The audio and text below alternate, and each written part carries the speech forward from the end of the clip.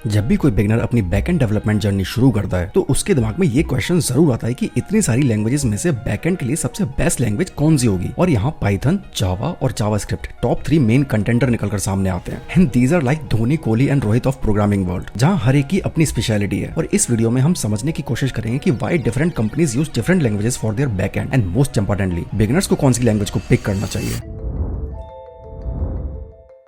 सबसे पहले बात करते हैं जावास्क्रिप्ट की, क्योंकि मैक्सिमम बिगनर्स की फर्स्ट चॉइस जावास्क्रिप्ट ही होती है। और हो भी क्यों ना, JavaScript has the biggest advantage over other languages, क्योंकि इसका यूज करके आप फ्रंट एंड और बैक एंड दोनों इजीली कर सकते हो, जो कि इसे एक परफेक्ट लैंग्वेज बनाती है उस पर्सन के लिए जिसका गोल है एक फुल स्टैक डेवलपर बनने का। जहां आप रिएक्ट और Vue.js जैसी लाइब्रेरीज का यूज करके फ्रंट एंड लिख सकते हो और बैक एंड के लिए आप Node.js का यूज कर सकते हो। और इसी वर्सेटैलिटी और फ्लेक्सिबिलिटी की वजह से जावास्क्रिप्ट मैक्सिमम स्टार्टअप्स की सबसे पहली चॉइस बन जाती है। अब स्टार्टअप्स के लिए इसका फायदा ऐसे मिल जाता है क्योंकि उन्हें फ्रंट एंड और बैक एंड के लिए अलग अलग डेवलपर्स को हायर नहीं करना पड़ता, और डेवलपर्स के लिए भी इस चीज में आगे बढ़ना इजी हो जाता है क्योंकि उन्हें अपनी डेवलपमेंट जर्नी के लिए एक ही प्रोग्रामिंग लैंग्वेज सीखनी पड़ती है। और जब हम बैक एंड डेवलपमेंट के लिए Node.js का यूज करते हैं, then we get the most useful feature of the back end development, which is non blocking asynchronous architecture. I know ये टर्म थोड़ी सी कॉम्प्लिकेटेड लग रही होगी, लेकिन अगर सिंपल भाषा में समझने की कोशिश करें तो इसे ऐसे समझ सकते हैं कि Node.js एक ही थ्रेड पर बहुत सारे IO रिक्वेस्ट को एक साथ हैंडल कर सकता है। मतलब अगर एक रिक्वेस्ट डेटाबेस से डेटा लाने का काम कर रही है तो Node.js उस वक्त पर वेट नहीं करता, बल्कि वो तब तक दूसरी इनकमिंग रिक्वेस्ट को प्रोसेस करता रहता है। इसी वजह से एक ही थ्रेड होने के बाद भी सर्वर बहुत एफिशिएंटली हजारों IO रिक्वेस्ट को हैंडल कर सकता है। फॉर एग्जांपल, मान लो एक यूजर लॉग इन कर रहा है और डेटाबेस से उसकी डिटेल्स फैच हो रही हैं, तो एक ट्रेडिशनल ब्लॉकिंग सर्वर में थ्रेड वहीं रुक जाता था जब तक कि डेटाबेस से रिप्लाई ना आ जाए। लेकिन Node.js डेटाबेस को रिक्वेस्ट भेजता है और बीच बीच में दूसरे यूजर्स की रिक्वेस्ट को प्रोसेस करता रहता है, जैसे किसी और की API को कॉल करना, किसी और का ऑथेंटिकेशन को, या फिर किसी और यूजर को रिस्पॉन्स भेजना। इसी वजह से IO हैवी एप्लीकेशंस जैसे chat apps, real time notifications, streaming services और कोलैबोरेटिव टूल्स में Node.js बहुत पावरफुल फील होता है। और जावास्क्रिप्ट को as a backend language choose करने का एक बहुत बड़ा बेनिफिट है स्पीड ऑफ डेवलपमेंट, और फिर ऊपर से npm इकोसिस्टम इंसेनली पावरफुल है, बिकॉज उसमें you will have packages for almost everything, फिर चाहे वो ऑथेंटिकेशन हो, वेब सॉकेट्स हो, या फिर कुछ भी। और इसी वजह से बिगिनर्स को Node.js बहुत प्रोडक्टिव फील होता है। लेकिन जावास्क्रिप्ट बैकएंड में कुछ प्रॉब्लम्स भी हैं, और ये प्रॉब्लम्स बिगिनर्स को इनिशियली विजिबल नहीं होती, क्योंकि ये प्रॉब्लम्स तब हिट करती हैं जब प्रोजेक्ट स्केल करना शुरू करता है और उसमें कॉम्प्लेक्सिटीज बढ़ने लगती हैं। जिसमें से सबसे पहला इशू ये है कि जावास्क्रिप्ट एक डायनामिकली टाइप्ड लैंग्वेज है, मतलब वेरिएबल्स का क्या टाइप होगा उसे हमें स्ट्रिक्टली एनफोर्स नहीं करना पड़ता लाइक अदर लैंग्वेजेस। शुरू में बिगिनर्स को ये चीज काफी कन्वीनियंट लगती है, लेकिन कभी कभी लार्ज कोड बेसिस में ये चीज काफी बड़ी प्रॉब्लम बन सकती है। और इसको समझने के लिए एक छोटा सा एग्जांपल लेते हैं। इस कोड को ध्यान से देखो। अब इस कोड में रिजल्ट थोड़ा सा वियर्ड हो सकता है, और अगर गलती से या ध्यान नहीं दिया जाए तो बड़े सिस्टम्स में इस टाइप की चीजें काफी हिडन बग्स क्रिएट कर सकती हैं। और दूसरी प्रॉब्लम Node.js में है CPU इंटेंसिव टास्क। देखो, Node.js IO हैवी वर्कलोड्स में काफी अच्छा है, लेकिन heavy image processing, machine learning computation या फिर कॉम्प्लेक्स मल्टी थ्रेडेड वर्कलोड्स में सिंगल थ्रेडेड इवेंट लूप एक बॉटलनेक बन सकता है। अब एक और चीज है जो बिगिनर्स ज्यादातर इग्नोर करते हैं, व्हिच इज जावास्क्रिप्ट इकोसिस्टम बहुत फास्ट मूव करता है। मतलब हो सकता है आज एक फ्रेमवर्क ट्रेंड कर रहा हो और कल दूसरा। खैर, अगर सैलरी की बात करें तो इंडिया में एक जावास्क्रिप्ट बैकएंड डेवलपर की सैलरी रेंज कुछ ऐसी हो सकती है। Just pause and read.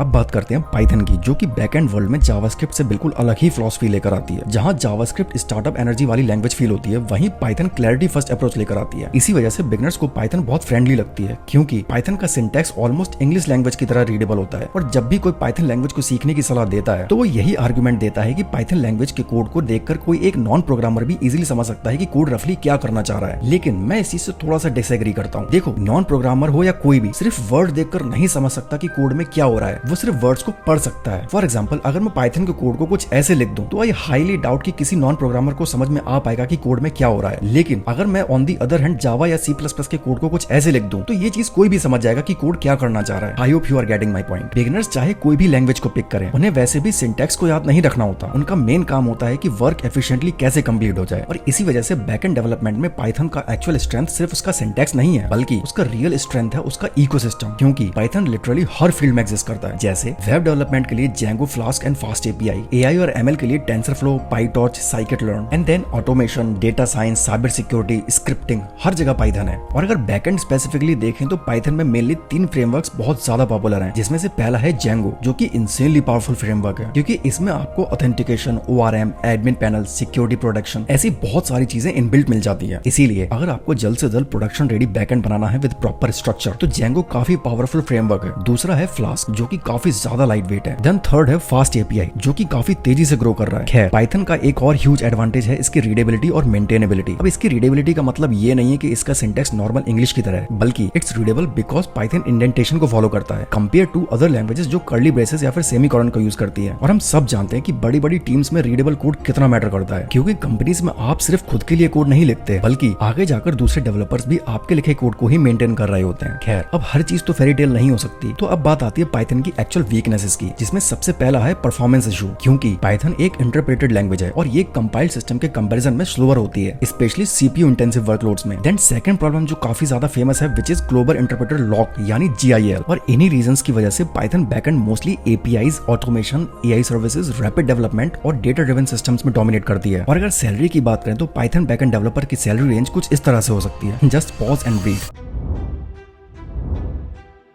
अब बात करते हैं जावा की। एंड ऑनेस्टली बैकएंड डेवलपमेंट की दुनिया में जावा की रेपुटेशन थोड़ा अलग ही लेवल की है, क्योंकि जावा वो लैंग्वेज है जिसे स्टार्टअप से ज्यादा बिग जायंट्स पिक करते हैं। बेसिकली अगर आप banking systems, enterprise softwares, large scale distributed systems, telecom infrastructure या मैसिव बैकएंड आर्किटेक्चर्स देखोगे तो इन जगहों पर जावा बहुत एग्रेसिवली यूज होती है। और इसका रीजन सिंपल है, Java provides stability, scalability and maintainability. क्योंकि जहां जावास्क्रिप्ट फ्लेक्सिबिलिटी और स्पीड ऑफ डेवलपमेंट पर फोकस करती है और पाइथन रीडेबिलिटी और प्रोडक्टिविटी लेकर आती है, वहीं जावा स्ट्रक्चर और रिलायबिलिटी पर फोकस करती है। हाँ, ये सच है कि बहुत सारे बिगिनर्स को जावा बोरिंग या वर्बोस लग सकती है, क्योंकि एक सिंपल सा काम करने के लिए भी जावा में कंपैरेटिवली ज्यादा कोड लिखना पड़ता है। लेकिन इंटरेस्टिंग पार्ट ये है कि एंटरप्राइज सिस्टम्स को एक्जैक्टली वही चीज सबसे ज्यादा पसंद आती है। एंड मोस्ट इंपोर्टेंटली जावा का बैकएंड इकोसिस्टम बहुत मैच्योर है, स्पेशली स्प्रिंग बूट, जो कि बैकएंड डेवलपमेंट दुनिया में एक असली धुरंधर बन के घूम रहा है। और इसी वजह से जावा डेवलपर की हायरिंग में स्प्रिंग फ्रेमवर्क की नॉलेज बहुत ज्यादा क्रूशियल होती है। लेकिन ऑब्वियसली बाकी लैंग्वेजेस की तरह जावा भी परफेक्ट नहीं है, क्योंकि इसका लर्निंग कर्व काफी स्टीप है, जहां object oriented programming, interfaces, abstraction, multithreading, JVM, Spring ecosystem, annotations, dependency injection, इन सबको एक साथ समझना बिगिनर्स के लिए इंटिमिडेटिंग लग सकता है। एंड सेकंड थिंग, यहाँ डेवलपमेंट स्पीड भी पाइथन और नोड.js के कंपैरिजन में स्लोअर फील होती है, क्योंकि जावा में सेटअप और बॉयलर प्लेट कंपैरेटिवली ज्यादा होता है। इसी वजह से अर्ली स्टार्टअप्स नोड.js या पाइथन प्रेफर करते हैं। लेकिन जैसे जैसे सिस्टम्स लार्ज और क्रिटिकल होना शुरू हो जाते हैं, देन उसके बाद जावा का एडवांटेज विजिबल होता है। और इसी वजह से कुछ कंपनीज स्केल होने के बाद अपने नए सर्विसेज या क्रिटिकल माइक्रो सर्विसेज जावा में बनाना शुरू कर देती हैं। सैलरी वाइज अगर देखा जाए तो इंडिया में एक जावा बैकएंड डेवलपर की सैलरी रेंज कुछ इस तरह से हो सकती है। Just pause and read. Now एक डिस्क्लेमर, ये तीनों लैंग्वेजेस की सैलरी रेंज वेरी कर सकती है डिपेंडिंग अपॉन आपकी स्किल्स पर, कंपनीज के बजट पर एंड लोकेशन पर। लेकिन अब इस चीज को बहुत ध्यान से समझने की कोशिश करना। आई हैव सीन एक कॉमन मिस्टेक जो ज्यादातर फ्रेशर्स करते हैं, which is they often start with Python because of that advice. Then उन्हें पता लगता है कि अरे यार जावा में जॉब्स ज्यादा हैं, तो वो पाइथन को बीच में ही छोड़कर जावा को सीखना शुरू कर देते हैं। और फिर जब उसमें थोड़ी प्रोग्रेस हो पाती है, देन वो जावा को छोड़कर जावास्क्रिप्ट को पकड़ लेते हैं, क्योंकि उन्होंने कहीं से सुन लिया होता है जावास्क्रिप्ट इज द फ्यूचर। अब बिगिनर्स ऐसा क्यों करते हैं, इसके बारे में मैंने इस वीडियो में बताया हुआ है। फिर इसका रिजल्ट क्या होता है, उन्हें तीनों में से किसी भी लैंग्वेज के बारे में डेप्थ नहीं मिलती। अभी मैं डेप्थ वाली बात इसलिए कह रहा हूँ क्योंकि मान लो आप 2 साल पाइथन में काम करते हो, तो उस टाइम पर आप सिर्फ उसका सिंटैक्स नहीं सीख रहे होते, बल्कि आप उस लैंग्वेज के इकोसिस्टम को, उसके डिजाइन पैटर्न्स को, प्रोडक्शन में क्या गलत हो सकता है, क्या सही हो सकता है, ये सब चीजें सीखते हो। और इन चीजों में डेप्थ सिर्फ टाइम के साथ ही आ सकती है, जब आप एक चीज पर फोकस्ड रहते हो। तो मेरी एडवाइस सिंपल है, पहले डिसाइड करो कि आपका गोल क्या है। फॉर एग्जाम्पल, अगर आप बैंकिंग सेक्टर में जाना चाहते हो या फिर लार्ज स्केल कंपनी में काम करना चाहते हो, देन पिक जावा। और अगर आप फास्ट ग्रोइंग स्टार्टअप या फिर AI/ML में वर्क करना चाहते हो, देन पिक पाइथन। और अगर आप फुल स्टैक डेवलपर बनना चाहते हो, देन पिक जावास्क्रिप्ट। और फिर उस डिसीजन पर स्टिक रहो, कान बंद कर लो बाकी की बातों से, और सोशल मीडिया पे क्या ट्रेंड चल रहा है उस पे मत जाओ। एंड सीरियसली एक पर्टिकुलर लैंग्वेज में डीप जाओ, क्योंकि यही एक डिसीजन है जो 5 साल बाद आपकी सैलरी में, ग्रोथ में और कॉन्फिडेंस में बहुत बड़ा फर्क क्रिएट करेगा। और इसीलिए उस एक लैंग्वेज को चूज करके उसमें प्रोजेक्ट बनाना स्टार्ट करो, क्योंकि बैकएंड के साथ एक दिक्कत है, ये सिर्फ ट्यूटोरियल्स देखकर समझ नहीं आ सकता। ये तब समझ आएगा जब आपका सर्वर क्रैश होगा, ऑथेंटिकेशन ब्रेक होगा या फिर APIs फेल होंगी। बस उस पॉइंट पर फेल होने के डर से रुकना मत। बाकी I highly recommend watching these videos.